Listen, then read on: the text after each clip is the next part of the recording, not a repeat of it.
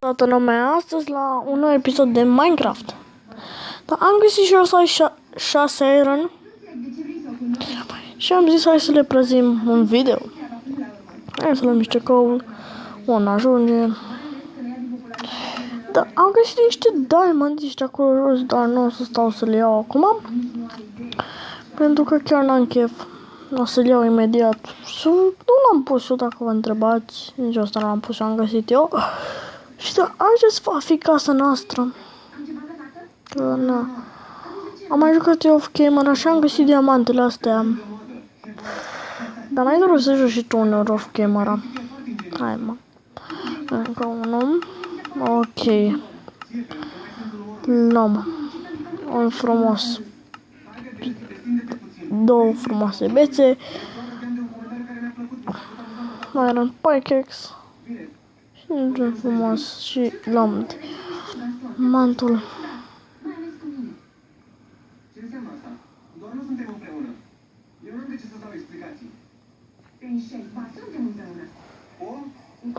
Da, sincer, e cam greu, adică, m-am spart așa de mult și acum o să trebuiască iar să urc, uite, să vă arăt, uitați, am 6 bucăți, dacă nu mă înșel.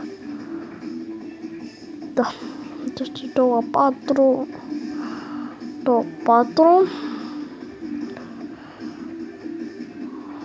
5, 6 bucăți. Da. Este ceva ce n-am mai găsit până acum, diamant. Da. Ok. Nu. Și avem 6 diamante, cum am zis.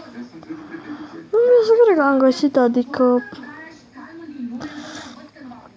nu știu ce să-mi fac din ele.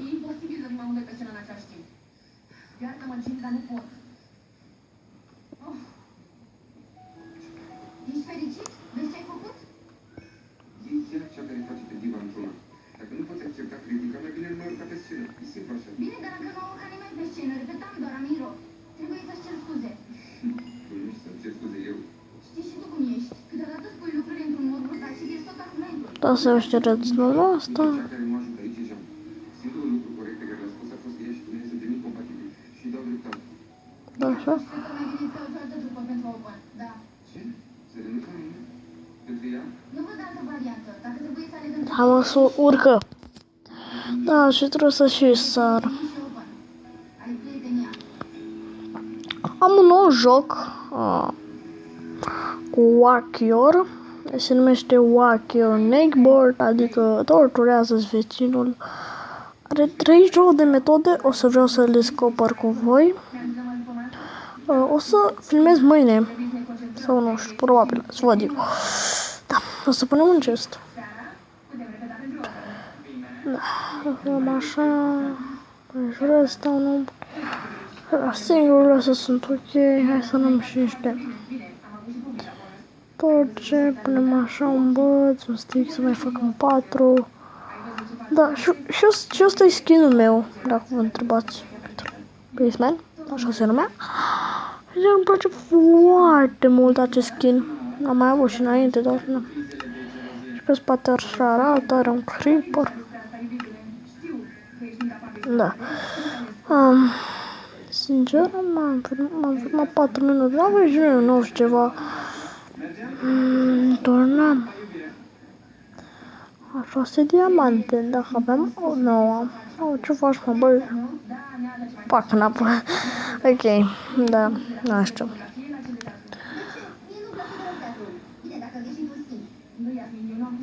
Hai să ne facem un topor de iron.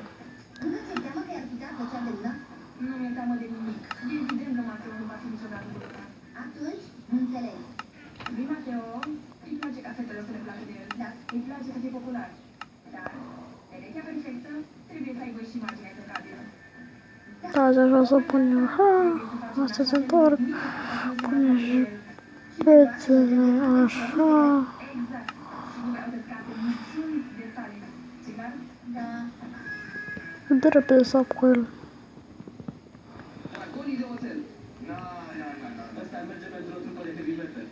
Cu băieții singuratici? Dar dacă e ceva pe fundal, nu știu ce. Pentru să vă zici de la un serial, nu știu ce. Se potrivește cu totul. Uite cum sună oribil. Fiți atenți. Roșu picant. Total metal. Da, hai mă. Vreau să fac un stack. Pentru că asta ne trebuie mult lemn. Ne trebuie și sand. Dar nisip avem aici. O să ne facem o casă mică de început, adică nu mare, mică. Da. Nu trebuie să fie un foarte scump.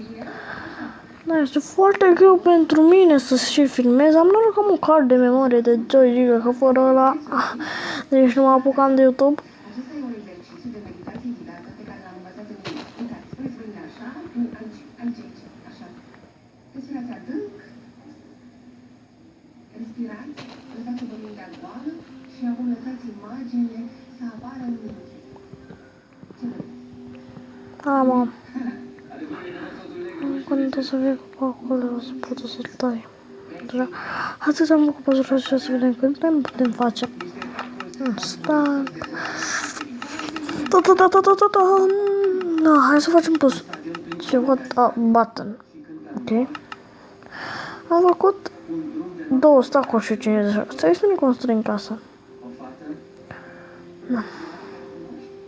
Da, e cineva foarte special.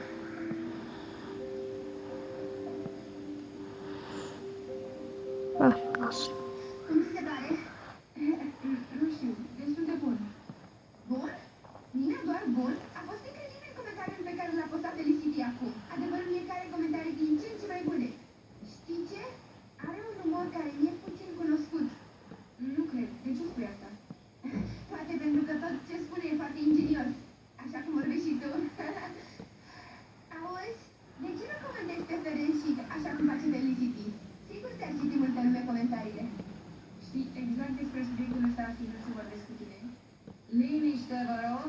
Înainte să începem ora de azi, o să vă înmânez rezultatele examenului vostru de nivel. Te rog să fie notă mare, să fie notă mare. Liniște-te, scumpă, sigur e notă mare. Valente? Toate așa au pus în pauză. Am revenit. Pare rău. Ai verificat? Ai văzut cum ne-am rușit? De ce să fac doar ca să mă simt și mai rău? Nu trebuie să rău. Tu nu înțelegi. Nu voi mai putea merge la pistă. Trebuie să-mi iau avion de la pistă, de la visul meu, de la tot. Nu vorbi așa. Sigur o să găsim o soluție.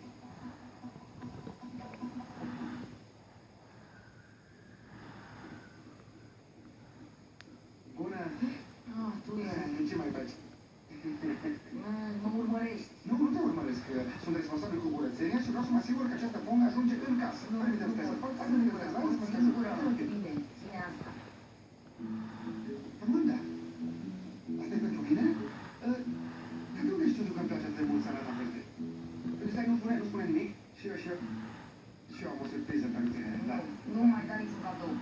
Adică nu vreau să te uiți bani. Nu, dar tu meriți tot. Știi ce? Înainte de asta, când tu erai în bucătărie, acolo unde stai atât de mult timp, în timp ce ștergeai, curățai, n-ai găsit ceva aruncat pe jos? Acum ar fi ce Nu, nu pot să spun, pentru că asta nu ar mai fi surpriză. Nu vreau să-mi faci niciun cadou. Stai departe de mine, nu vreau probleme cu doamna Sharon. Doamna Sharon nu are de ce să fie geloasă. În plus, asta este între tine și mine. Între tine și mine nu e nimic. Nu, dar ar putea fi. Ce zice dacă te-aș invita la un picnic, de exemplu? Nu. Nu? Am alergie la pune. Atât o să facem pentru astăzi. Sper că v-a plăcut. Aici erai. Dacă v-a plăcut, nu uitați să apăsați un buton de like. Pentru că așa vreau eu și pentru că puteți. Și ca de obicei, eu am fost Ștefan Gaming. Mulțumesc, Monica. Pa!